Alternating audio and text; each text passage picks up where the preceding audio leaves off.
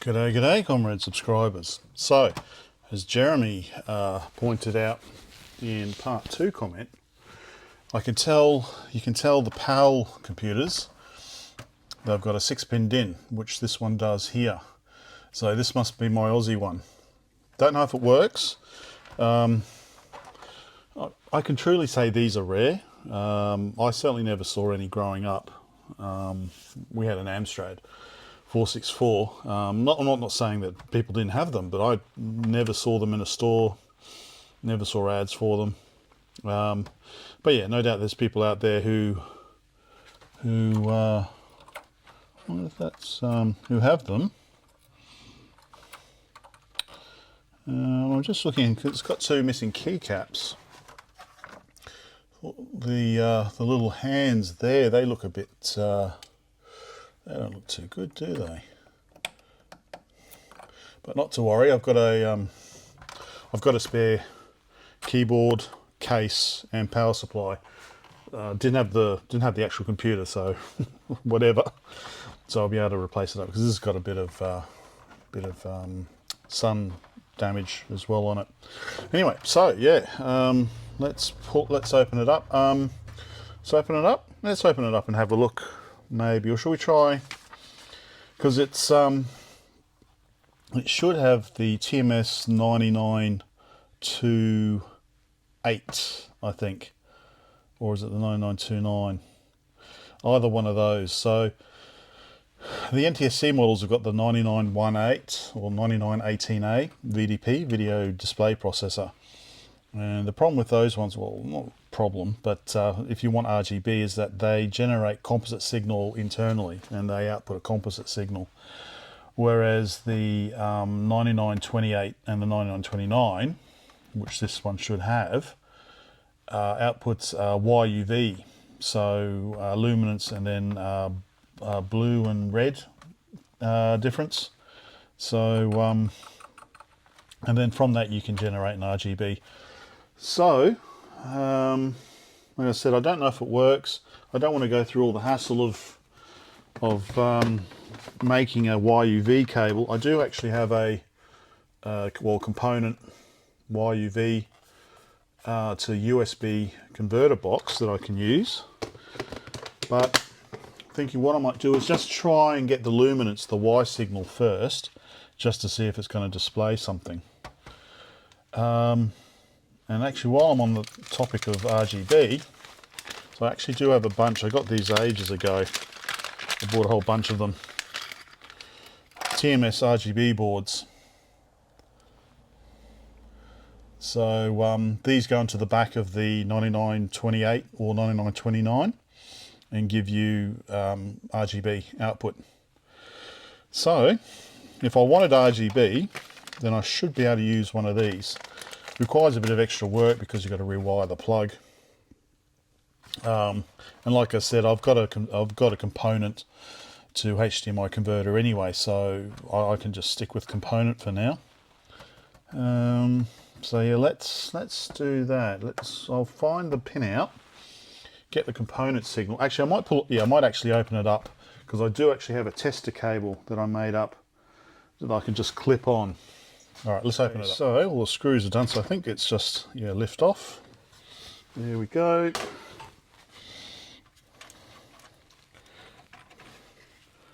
Okay, so all right, let's get the power supply out. So this is a dual power supply. Needs the 18 volts and the 8 volts or whatever.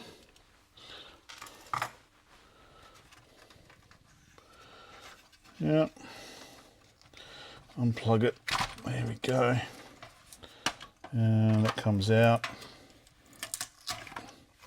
Put that to the side. Okay, so we want these 3 screws, and I can get the motherboard out.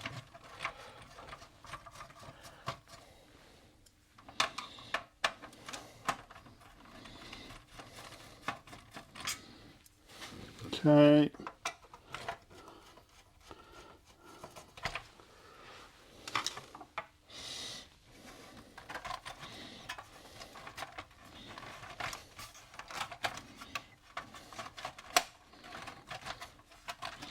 I haven't opened this up before, so this is a, of course, keyboard's still connected.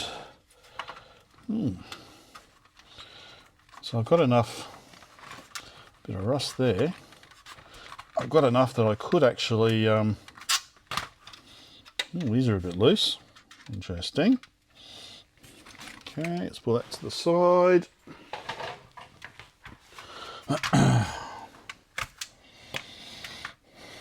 Okay, let's get these other ones off.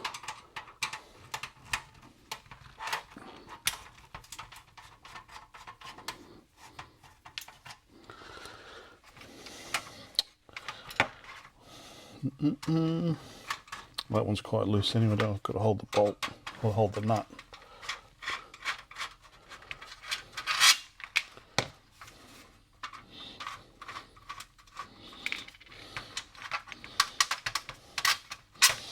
Yes, unfortunately I don't know if this actually works. It might all be a disappointment.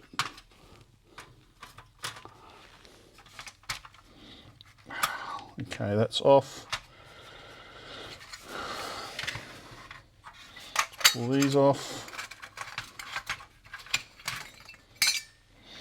Okay, and then just these two. So these are actually attached to the heatsink of the VDP. So we won't actually be able to see the VDP type unless I take the heatsink off.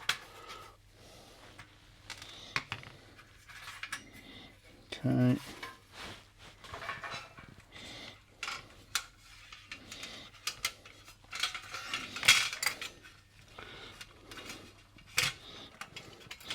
Okay, it looks like there is a smidgen of shoulder, a smidgen of solder right there.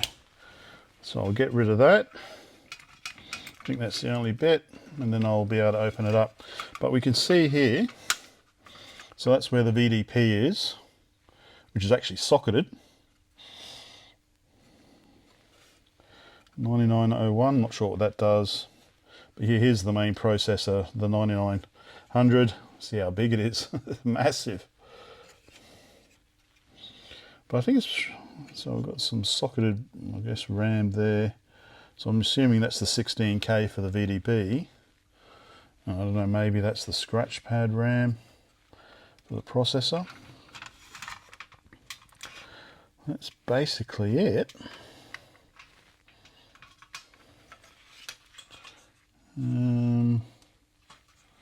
Just trying to have a look at the socket, the DIN socket. All right, let me get this bottom bit off. Okay, so someone, I'm thinking that's someone's fingerprints that have been captured for posterity on the inside. Okay, so that's the DIN socket there. So I think the center pin, pin 6, I think that is ground, which would be that one there. And then everything else has got a signal connected to it. Alright, let me go and try and find the pinout, and we can give it a quick test. Alright, so here's the pinout. So the signals we're interested in, we've got the blue difference, pin 35, luminance, pin 36, and the red difference, pin 38. So there's our VDP there. I've taken the heatsink off. So pin 1's bottom right, so pin 40's over here. And so pin 40, 39, 38, 37, 36. So we can see that we go along here, down to here, over to here, then we jump over to here, and then we go up to here, but most importantly we end up there. That's the output there, whichever pin that is. Anyway, I should put a proper, yeah. So, but yeah, anyway, the idea is just to quickly just test the luminance, just to see if the whole thing's working. So So I've got my video testers, various bits and pieces. It's like something like this, maybe. Just quickly test. I've got that for the oscilloscope. Maybe this one, maybe this one. Ba-da-da-da. So what I might do actually is stick a 6-pin in there, because ground's pretty easy, and then connect it like that. I think according to this plug's numbering, it's pin 2, that one there, but I think that numbering's wrong. I would have thought still it's like 1, 2, 3, 4, 5, 6, but looks to be 1, 2, 3, 4, 5, 6. So, but it's that pin there. Should be luminance. So that's what I'll hook up to.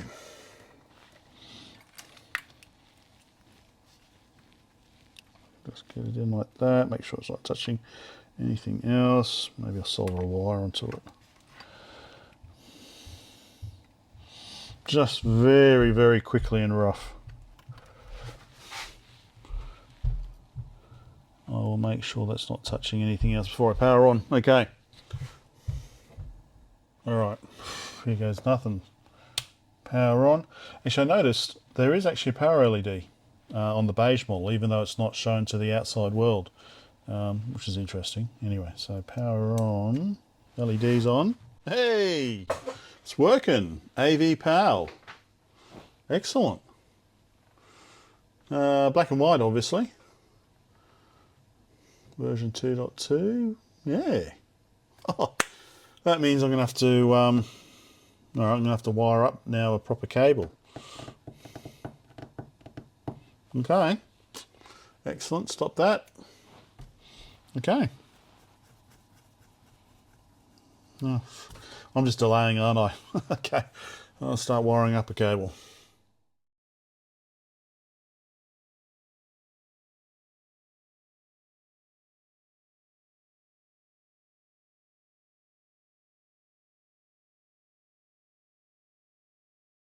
Right, so yeah, I've confirmed that this is the pinout, and that agrees with the documentation I've been able to find online as well. Obviously we don't need 12 volts, so it's going to be a bit squishy trying to connect all these grounds into the one pin. So what I'm thinking of doing is disconnecting the 12 volts and then just connecting it to ground. So at the moment we've got 12 volts, we've got capacitor which is connected to ground, so I can just connect that, replace that with a link, and then remove this, and then we've got two grounds, ground and ground, and then I can connect, say, audio to one of them, and then audio ground, and then video ground to the other one. Just won't be as squishy, I think. So and for the audio, I think I might use a socket, 3.5mm socket, which I don't have here. Let me go grab one. Okay, see if I can fit all of this. So this is 3.5mm stereo. Could use a mono as well. So, and yeah, I don't have a component cable, so I'm just reusing that with some heat shrink on it for the colours. Let's squeeze all this through. Yeah, always remember to put these bits on first.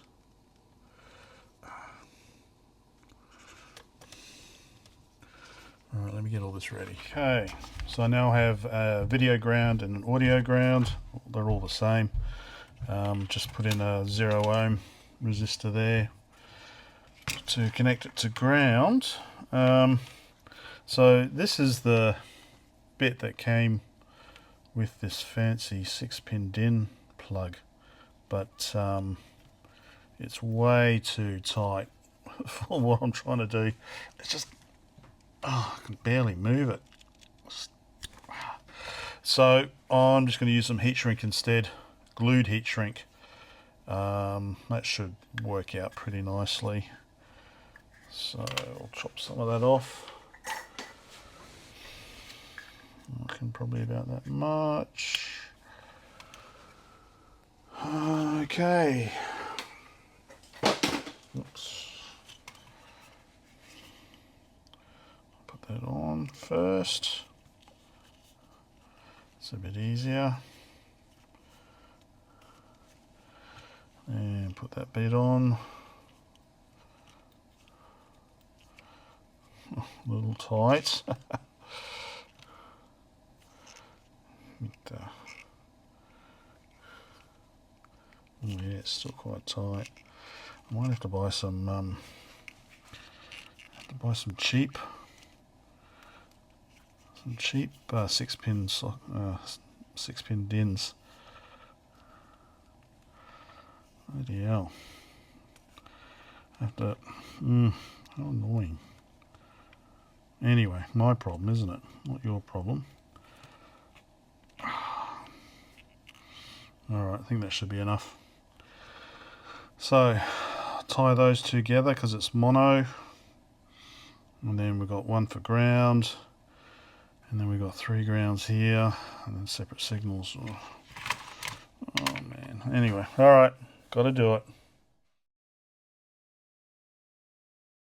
The audio's done. That was pretty easy. So now I've just got to do these ones. Alright. Hopefully this is correct. So yellow is green. So luminance, so that's the normal composite, so I use yellow. Red is red, or the red difference.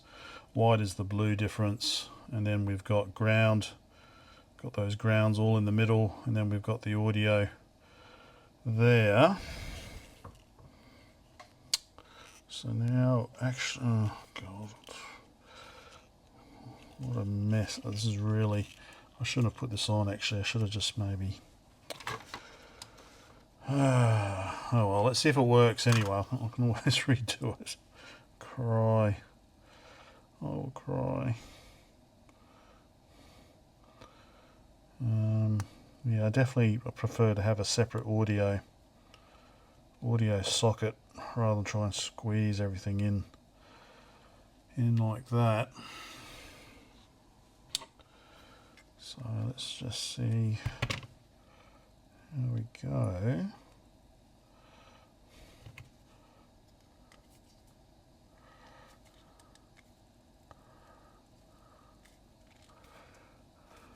Oops, sorry.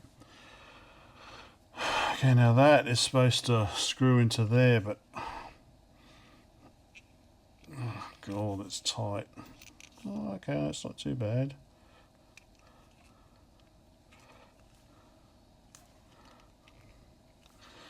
I don't want to pull it too much and pull the wires out.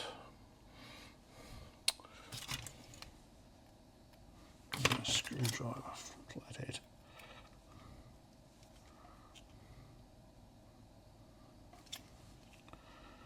Alright, let me try and get this sorted. Got that bit done. So now it's just this heat shrink. If I can get that in there a little bit. Although it would have been better to do the whole heat shrink. Well, first time I'm doing this. How have we got it? So I've got it, a bit of a triangle there. Will it squeeze in? Not too fussed if it doesn't. My first attempt. I'll probably, like I said, I'll probably just get some cheaper plastic 6-pin DIN plugs and just remake it. So that's a bit better. I'm going to have problems getting it. Alright. You can see what I'm trying to do. But, yeah, alright. Maybe I'll just hold it like that and do it. Let's see. That'll do for now. Not exactly as nice as I like it, but let's just see if it works. That's the main thing. Getting a bit late here, so like that. Okay, so I've got my component to HDMI converter. I won't worry about the audio for now. Okay, power. That's still plugged in. Plug that in there. Okay. Nothing metallic underneath. Okay. Right. Okay. Moment of truth. Are we going to get colour? I've never used this components HDMI converter either before, so this will be new. Let's see, new movie recording.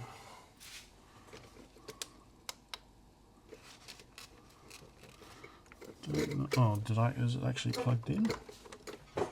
Should be, I just disconnected. I'm a bit concerned it's not working. That's no problem, because I do have the GBS8200 I can fall back on. So let's start recording. Power on. Hey, there we go. Looks a bit washed out, but it is working. Excellent. Cool. All right. What do you think? I say it does look a bit washed out. I won't go any further tonight. I've got to go out and feed the rabbits, and I need to rehome this anyway. So actually, it might be interesting. I'll just say get some temperature readings off it. So yeah, so I want to put that in the new case anyway. So I want to kind of refurbish it a bit, but that seems to be working. The next step, if this isn't good enough, is to try these TMS-RGB boards. I'm not too worried about it at the moment. I'll show you what it's supposed to look like, so I'll stop recording that.